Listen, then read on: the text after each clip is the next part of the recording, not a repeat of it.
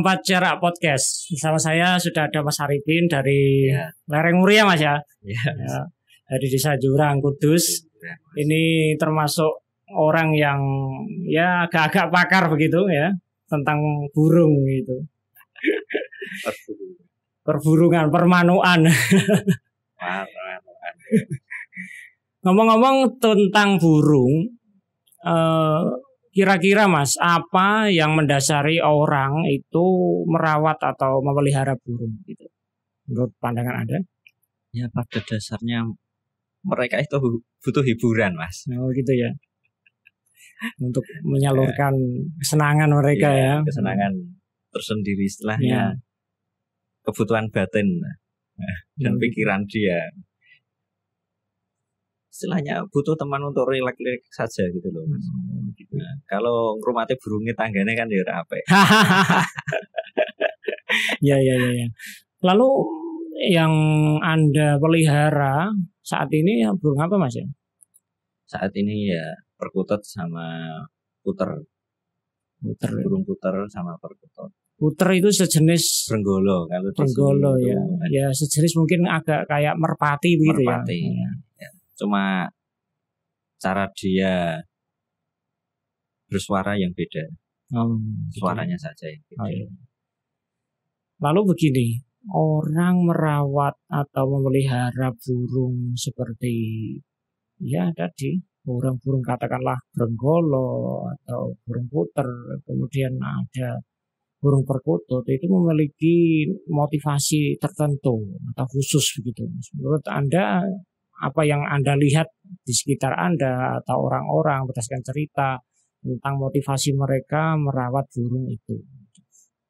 Kalau untuk yang biasanya yang banyak itu selain motif istilahnya ngingoni, terus ada keuntungan. Ya, motif ekonomi begitu ya. Itu perkutut itu beda dengan yang kicauan. Kalau perkutut istilahnya itu burung anggunan untuk yang murai, yang kenari, renja, kacer itu masuk di kategori kicau. Iya. Soalnya suara burung anggunan itu masuknya gini, suara bawaan lahir, Mas. Karakter suaranya itu nggak bisa meniru burung yang lain. Istilahnya menjadi dalam filosofi Jawanya itu jadi awake dhewe ya, jati diri sendiri. Ya. Suaraku yang ini, gelem ya mbok ingoni ora gelem wis. Gitu ya. Kalau mau Anda rawat, kalau enggak ya lepaskan liar saja. Jadi dari nilainya, katakanlah burung seperti perkutut tadi itu bukan dinilai dari suara begitu, Mas ya? Iya. Atau itu termasuk penilaian menurut Anda? Ya suara ada sekarang penilaian. Ya kesukaan orang kan hobi kan beda-beda. Ada yang suka dari kategori suara, katuranggan atau yoni atau ya yang lainnya lah. Seperti itu. Tapi saya lebih suka di suara dan juga filosofi yang terkandung. Oh begitu. Jadi saat kita yang dimaksud katuranggo itu tadi apa ya, bentuk-bentuknya gitu ya Mas ya maksudnya. Katuranggan saya lebih condong ke pengertian yang ciri mati.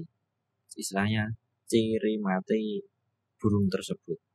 Ciri mati ya seperti mungkin kalau orang ada pusarnya ya bodong gitu ya, agak menonjol begitu. Terus kalau di rambut itu istilahnya kalau Jawa sini masyarakat Kudus unyeng-unyeng istilahnya. Pusar yang di rambut itu ada yang satu, ada dua. Oh, kalau orang seperti ini karakternya seperti ini.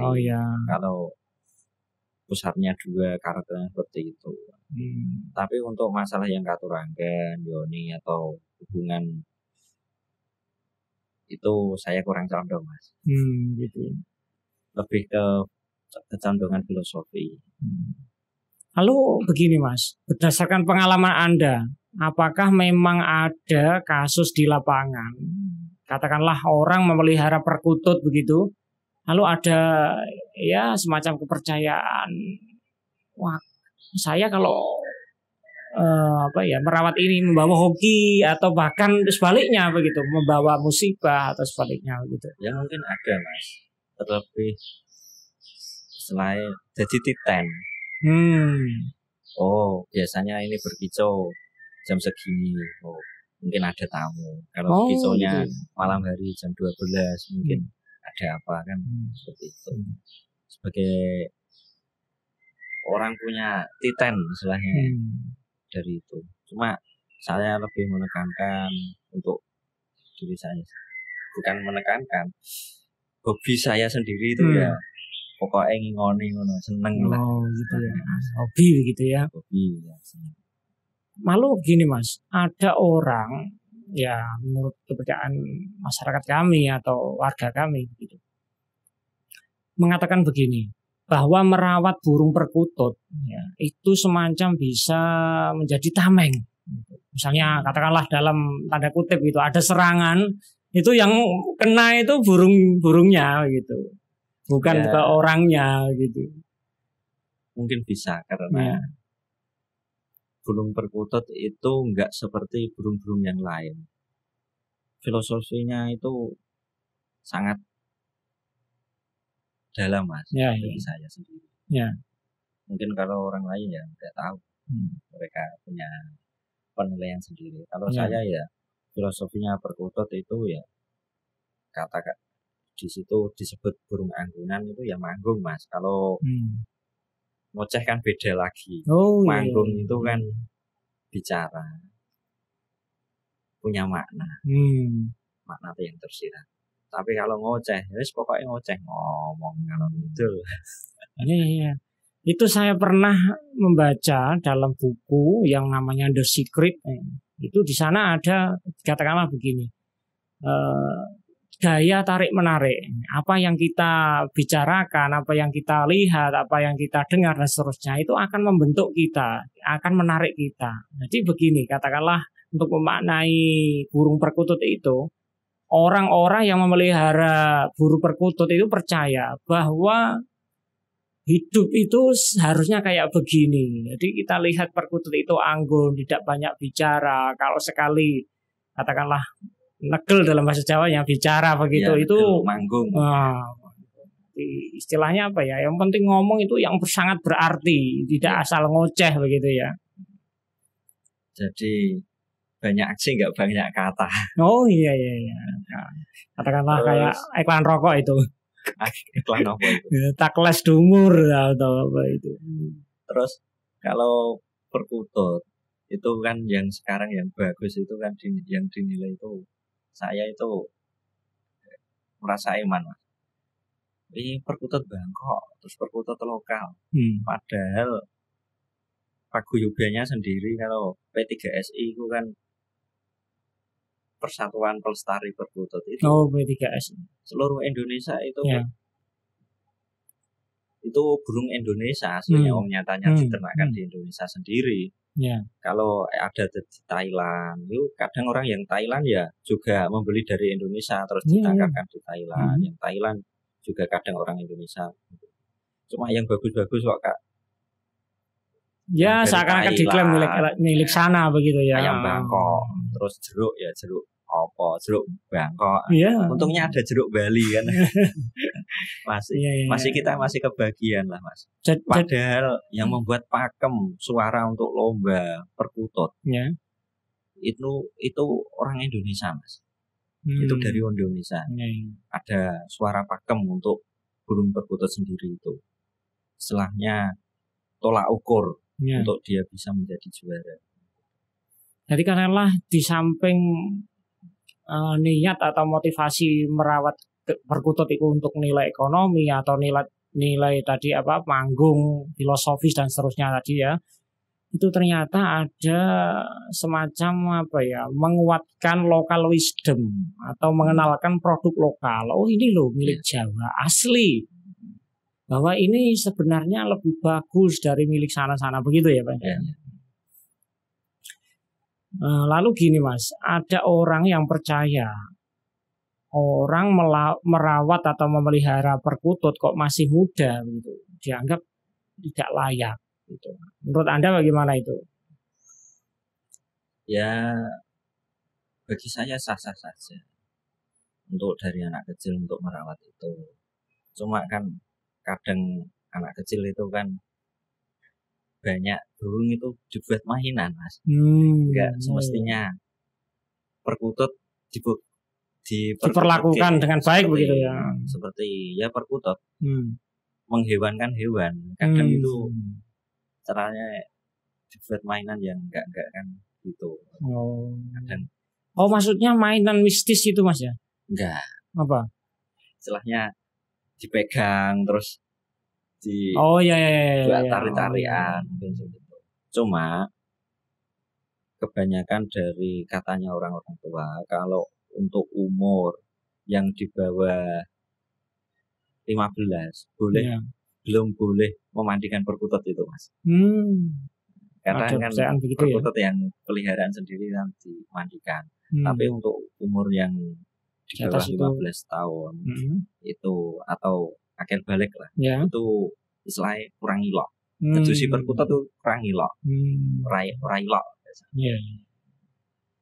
Jadi memang begitu ya, ada kepercayaan itu ternyata benar. Maksud saya begini, Mas, tadi setelah seusia saya 30 tahunan begitu merawat perkutut, itu ada yang bilang jenom kok hormati perkutut begitu, rumah yai begitu. Padahal tadi kan ada nilai-nilai tadi ya, ada nilai promosi lokal, ada nilai tadi semacam kalau dalam tanda kutip mistis itu tameng dan seterusnya gitu kan. Terus ada juga filosofi. Kalau saya lebih ke filosofinya. Perkutut itu makannya sedikit, ketika dia butuh saja dia makan.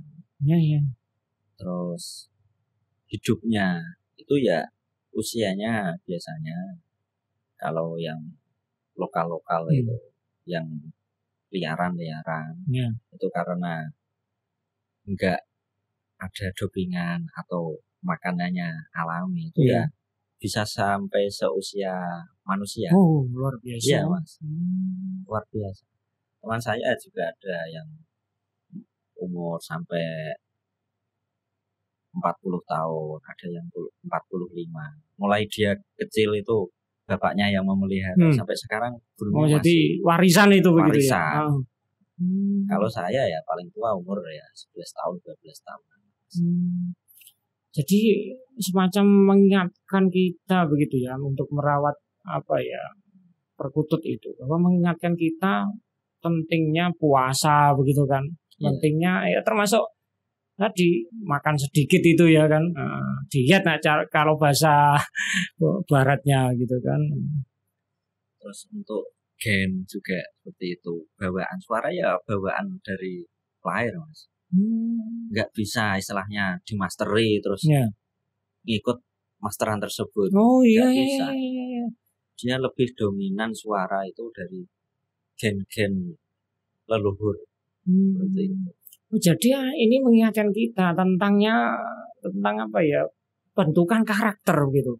Orang itu katakanlah seperti angger aja mili gitu kan, seperti angger aja keli gitu kan. Iya. Istilahnya punya karakter, punya mentalitas yang tinggi, punya pendirian begitu ya. Jadi itu ya nilai-nilai lain. Jadi saya mungkin kalau ada teman-teman ya yang spiritual atau yang supranatural, praktisi seperti itu, ya kita ya beda pendapat pastinya. Tapi ya karena ada perkutut ya salam seduluran istilahnya, Mas. Kita saling menghargai lah untuk perbedaan pendapat itu. Ya mungkin ada yang suka yang segi suaranya, terus filosofinya, terus ada yang karena cinta kan nggak butuh. Iya. Mengajarkan kita tentang ketulusan gitu kan. Tanpa bersyarat. Iya. Nggak harus. Seneng. Nah, seperti ini kan musim K-pop gitu kan. Tidak harus pasangan kita itu seperti orang Korea yang seperti itu kan gitu. Orang Jawa itu lebih baik katakanlah gitu ya. Jadi iya. Jadi maknanya seperti itu. Lalu begini, Mas. ada orang yang percaya bahwa perkutut itu semacam apa ya, bentukan dari makhluk lain gitu. Katanya ada yang bisa berbentuk keris begitu, ada yang ya lain lah gitu. Menurut Anda gimana itu? Mungkin kalau pengetahuan saya dari sharing-sharing ya itu lebih ke katuranggan. Mungkin katuranggan apa bisa jadi ular, jadi apa. Tapi memang pernah enggak, maksudnya menurut cerita-cerita mungkin teman-teman di P3SI tadi ya kan, ada kejadian yang memang nyata dibuktikan ada perkutut yang berubah menjadi apa, nah gitu, tertentu, untuk tertentu gitu. Ya ada. Sekarang kalau yang di Indonesia ini ya ada 2 yang menaungi. Ada P3SI, ada Palsi, itu satuan yang lokal. Dari P3SI itu yang suara Bangkok, yang sudah dipakemkan, yang membuat pakem ya orang Indonesia itu, yang istilahnya di sini banyak disebut perkutut Bangkok. Gitu. Nah, tapi untuk yang lokal ini ketika main di gantangan, di kerean itu biasanya mainnya hanya sebatas gacoran, terus lama durasi, belum dibuat pakemnya untuk yang suara. Soalnya beda daerah itu beda suaranya, terus ya pokoknya beda. Ya ada. Nah, seperti begini ya, ada orang mengatakan ada perkutut blora gitu, ada perkutut apa lagi begitu. Kayak yang saya kenal itu perkutut blora yang konon katanya itu agak-agak mistis begitu. Ya, kalau itu untuk yang kemistisan, soalnya saya nggak condong ke itu. Jadi ketika sharing-sharing ya wes halah, ya wes kono-kono, kene-kene. Yang penting kita saling seduluran gitu. Soalnya karena ada perkutut itu yang para praktisi itu banyak ketemu, saling jago, ngopi. Jadi banyak seduluran. Tapi begini Mas, kalau katakanlah tadi burung-burung kicau lain itu kan ada perlombaannya, itu seluruh lingkup masyarakat Indonesia itu mau lah katakanlah itu, tidak peduli itu Cina, itu mungkin keturunan Tionghoa, keturunan Jawa, keturunan Jepang dan seterusnya begitu kan, itu semua kan mereka mau untuk bergabung jadi satu. Kalau perkutut sendiri apakah didominasi atau memang hanya diisi oleh orang Jawa atau lainnya juga ikut Mas gitu? Ya, persebaran perkutut kan di seluruh Nusantara kan ada perkutut. Mungkin di Bali, di Jawa sendiri ada, di Kalimantan juga ada. Pokoknya ada semua perkutut itu. Cuma yang membedakan itu biasanya dari warna bulu, atau karena daerah. Terus suara juga berbeda. Cuma yang istilahnya, kalau saya kan lebih ke suara, nariknya ke Bangkok, itu sudah dipakemkan suaranya. Jadi kalau Thailand itu suaranya kan lebih besar, tapi iramanya kadang kurang. Iramanya bagus yang dari Indonesia, dan itu sudah dipakemkan. Jadi kesulitan kadang orang yang breeding itu menciptakan karakter seperti itu yang sudah dipakemkan itu kan kesulitannya di situ. Soalnya burung yang tidak bisa dimasteri. Jadi perkutut itu perkutut yang ini pokoknya jati diri, lebih ke jati diri sendiri, teguhan dan seterusnya. Lalu begini, terakhir kita akan mungkin bertanya kepada jenengan, pesan-pesan atau kira-kira apa yang harus dilakukan sebelum orang itu merawat burung perkutut itu? Ya sebelum orang perkutut ya yang disiapkan apa? Ya siapkan kandangnya. Oh begitu ya, hanya kandang ya. Kadang-kadang kan gini Mas, orang itu takut Mesti saya kan, seperti saya sebelum merawat perkutut itu kalau gini terjadi begini bagaimana, kalau terjadi begini gimana gitu. Ya itu lebih ke sugesti ya Mas. Istilahnya kan kembalinya kan ke inna abdi doni itu. Oh iya. Jadi Tuhan itu ya ikut apa yang menjadi sangkaan hambanya. Sangkaan kuat hambanya ya. Jadi tidak apa-apa ya seorang pemuda pun seperti saya ini yang masih berusia 30 tahun merawat perkutut, tidak harus orang tua begitu ya. Tapi memang dahulu kala itu kan orang yang merawat perkutut itu katanya hanya orang-orang tertentu begitu Mas ya. Itu bagaimana maknanya itu? Iya Mas, mungkin kalau dulu itu ceritanya saya ya nggak tahu apa tidak. Cuma rata-rata mereka ya dari golongan selain bangsawan priai atau yang menjadi tokoh masyarakat itu rata-rata mereka punya istilahnya ya punya kemandirian finansial begitu ya. Itu punya perkutut. Dan sampai makanannya itu ya lebih dari makanan manusia istilahnya nilainya. Nilai ekonomisnya. Makanya orang-orang biasa itu nasi ya. Dulu malah gaplek ya. Dia ketan hitam lebih mahal. Dan gizinya dia juga lebih gitu. Soalnya dari alam terus ditaruh dalam kurungan itu kan terkekang. Kan kasihan juga mungkin saja loh Mas. Nggak tahu. Memang sampai dikerek. Memang juga. Begini ya, sampai perawatan terhadap burung perkutut itu luar biasa ya. Taruh di atas begitu kan, sampai dibikinin kandang tersendiri, ditarik itu ke atas. Ya membuat kerekan itu. Soalnya penghormatan.